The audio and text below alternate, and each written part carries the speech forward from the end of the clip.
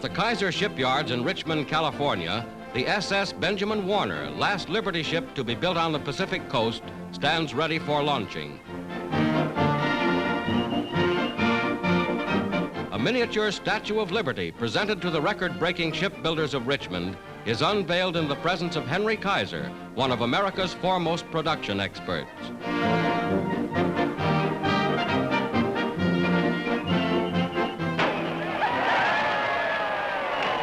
The new vessel, last of the Liberty ship class, slides down the ways.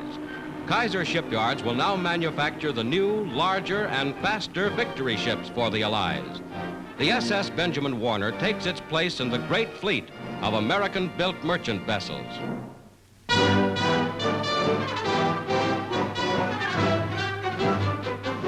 At Chongqing in China, Generalissimo Chiang Kai-shek meets a plane arriving from Russia. Aboard is Henry Wallace, Vice President of the United States, here as the personal representative of President Roosevelt. At a servicemen's club, Wallace is welcomed by Red Cross workers. On this important tour of the Far East, he takes time off for a volleyball game with American soldiers.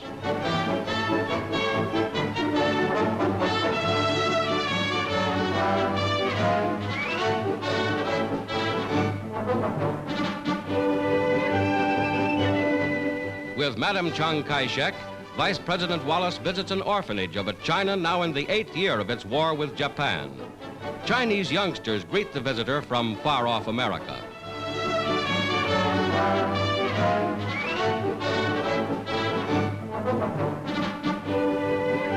At Chiang Kai-shek's summer residence, over 150 guests attend an official banquet given by the Generalissimo and Madam Chiang in Wallace's honor. Chiang proposes a toast to the victory of the United Nations.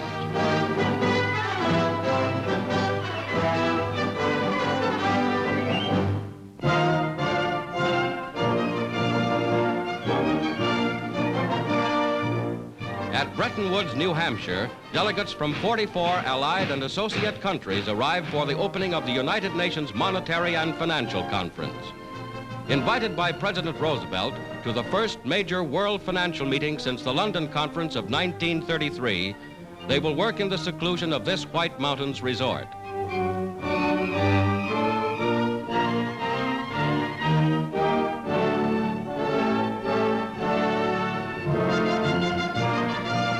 Zhang Shi-kung, one of China's representatives, with Secretary and Mrs. Henry Morgenthau.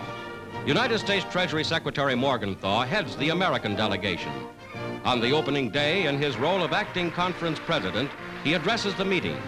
To be discussed are plans for the stabilization of world currencies.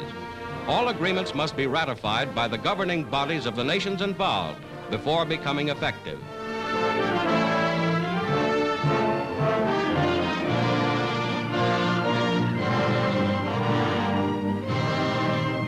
Delegates to this monetary and financial conference pose on the hotel lawn. These meetings are designed to promote trade in the post-war world and to create a foundation for lasting peace.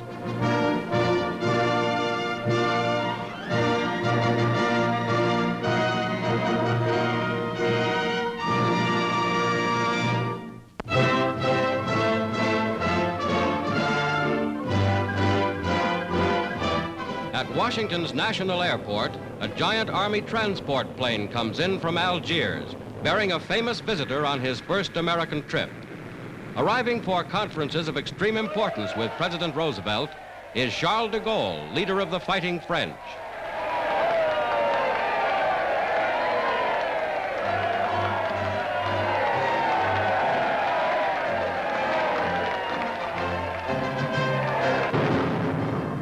A 17-gun salute is given for the distinguished visitor, who is welcomed with high military honors. The French National Committee, led by de Gaulle, has been accepted as the authority for civil administration of liberated France.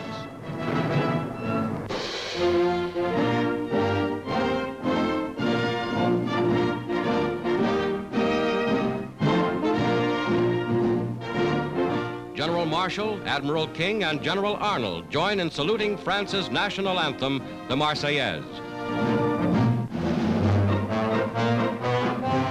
De Gaulle renews an old acquaintanceship with General George Marshall, United States Army Chief of Staff. Admiral Ernest King, Commander-in-Chief of the American Fleet, General H.H. Arnold, Commander of the Army Air Forces, and President Roosevelt's two military aides, General Watson and Admiral Brown, also greet the nation's foremost visitor.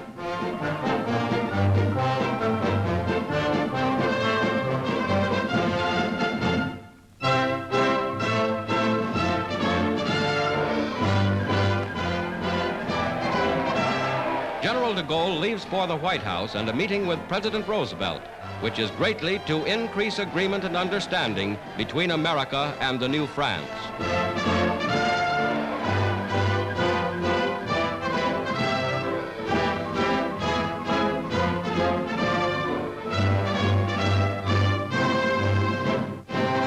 The fighting French leader is cordially welcomed by the President, his daughter Anne Bottager, and Secretary of State Cordell Hull. Navy Secretary James Forrestal and Harold Ickes, Secretary of the Interior, join in this official greeting. Next day in Arlington Cemetery, General de Gaulle pays homage at the grave of the unknown soldier, an American who fought and died on the soil of France in the last war. Today in Normandy, Americans and Frenchmen again fight side by side.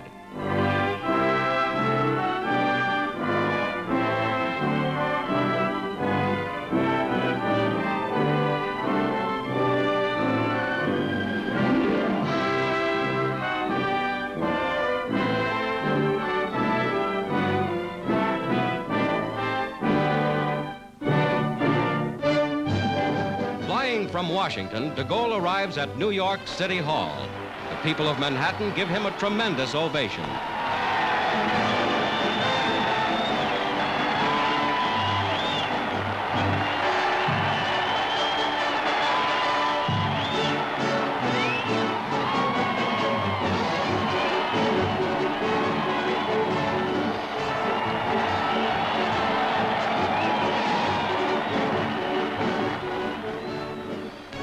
From atop the RCA building, France's leader sees America's largest city.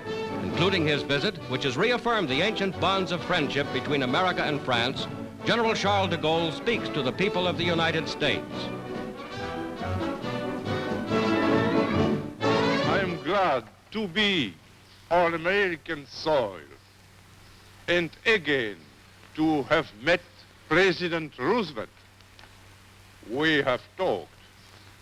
And I found thus we have a common understanding of the grave problems facing us.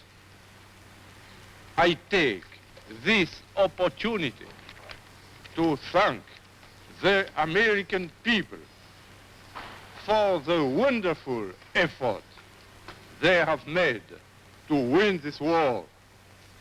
Today, as in 1918, your American boys are fighting side by side with the French soldiers.